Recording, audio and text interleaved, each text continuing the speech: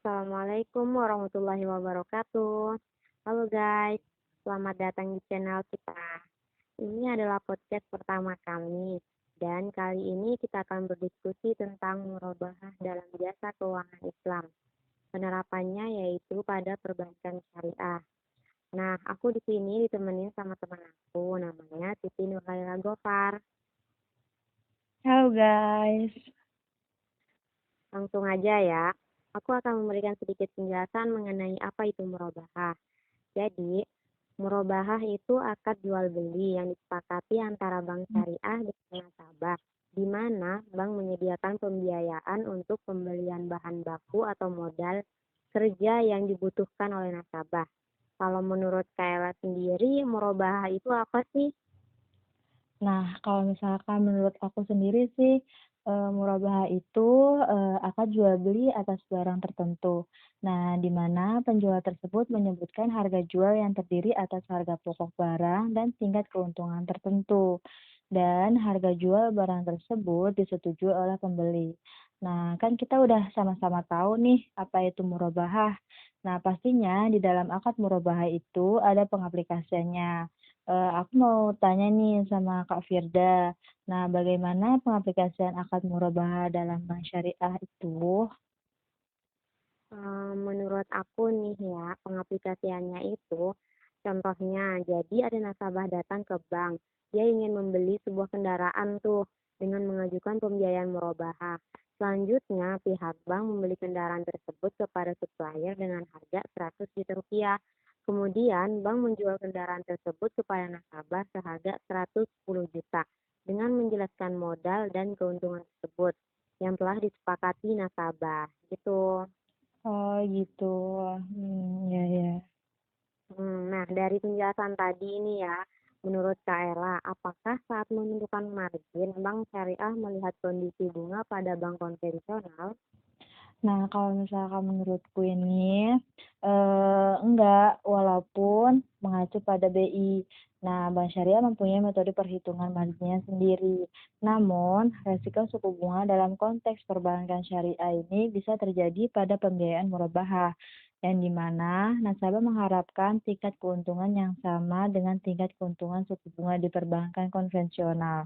Mmm, Balik lagi nih, pada penjelasan yang sebelumnya, aku mau nanya nih sama Kak Firda, ada perbedaan harga nggak sih antara pembayaran dengan kontan sama pembayarannya dengan cicilan, dalam akad murabahah ini?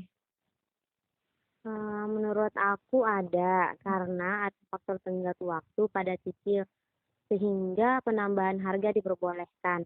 Namun, bank dapat memberikan potongan jika nasabah mempercepat pembayaran cicilan atau melunasi sebelum jatuh tempo, gitu. Oh, Oh iya, yang aku tahu murabahah itu ada 2 jenis, bener nggak sih? bener banget tuh.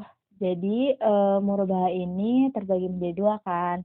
Nah, yang pertama itu ada murabahah dengan pesanan, sedangkan yang kedua ada murabahah tanpa pesanan, gitu. Oh gitu. Apa sih yang dimaksud dengan murabahah dengan pesanan dan murabahah tanpa pesanan? Jadi gini kan, kalau murabahah, dengan pesanan itu, jadi bank syariah baru akan melakukan transaksi murabahah apabila ada nasabah yang memesan barang. Sehingga penyediaan barang baru dilakukan jika ada pesanan. Sedangkan kalau murabahah tanpa pesanan, ada yang pesan atau tidak, ada yang beli atau tidak, nah bank syariah ini tetap menyediakan barang dagangannya. Hmm. Oh, berarti jenis murabahah dengan pesanan itu hampir sama dengan istisna dan salam dong, yang dimana kita mesen barang terlebih dahulu gitu, atau gimana? Betul seperti itu. Jadi, menurut saya ini sebenarnya ketiganya itu sama saja pembiayaannya menggunakan prinsip jual beli. Nah, kalau yang membedakannya itu hanya penyerahan barang dan pembayarannya. Jika itu murabahah, maka barang harus ada dan jelas serta harga belinya juga harus diberitahukan. Jika itu salam, maka pembayaran harus dilakukan di awal dan barang diberikan di akhir jatuh tempo. Nah, sedangkan apabila itu istisna, maka pembayaran bisa dilakukan di awal, di tengah, ataupun di akhir dan barang diberikan di akhir masa kontrak. Gitu, Kak Firda. Jelas belum? Oke, oke. Nah, jadi gitu. Oh iya, aku nih ada sedikit cerita.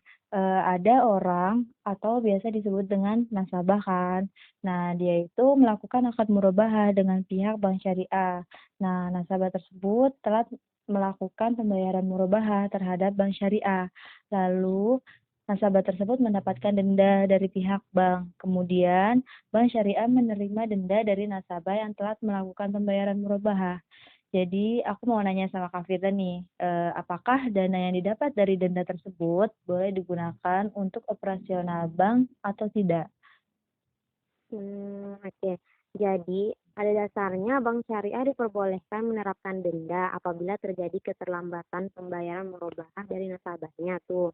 Namun, nasabah yang diperbolehkan untuk dikenakan denda adalah nasabah yang mampu tapi menunda pembayaran cicilannya. Adapun dana yang didapatkan dari denda tersebut tidak boleh digunakan untuk operasi bank, tapi diperuntukkan sebagai dana sosial. Gitu, Kak. Oh gitu gitu ya, paham paham. Jadi, dari penjelasan tersebut, apakah di Indonesia ini sudah menerapkan sistem murabahah yang sesuai dengan ketentuan DSN MUI belum sih? Jadi ada nih yang menurut jurnal yang saya baca nih ya, yang berjudul Murabahah Implementation in Islamic Bank, menyatakan bahwa dalam jurnal tersebut itu menjelaskan tentang murabahah di perbankan syariah Indonesia. Di situ ditemukan bahwa implementasi pembiayaan murabahah di perbankan syariah belum sepenuhnya mencerminkan seperti pada fatwa DSN MUI nomor 4/2000 tentang murabahah gitu. Oh begitu ya. Mmm, terus, apakah akad murabahah ini pada praktiknya itu sudah sesuai dengan prinsip Islam belum sih? Menurut saya sih akad murabahah pada praktiknya belum sepenuhnya sesuai dengan prinsip Islam. Oh, Mengapa begitu? Karena menurut saya informasi nasabah yang diterima, ada kalanya tidak sesuai dengan informasi yang sebenarnya dan tidak adanya negosiasi antara nasabah dengan pihak bank dalam menentukan marginnya, seperti itu. oke oke, sangat jelas sekali. Iya, Kak. Oke, nggak kerasa ya, kita udah berbincang-bincang santai seputar akad merubah ini selama 7 menit. Oke, nah sekian dari kami, Duo Siti, dan nantikan podcast kami selanjutnya ya. Wassalamualaikum warahmatullahi wabarakatuh.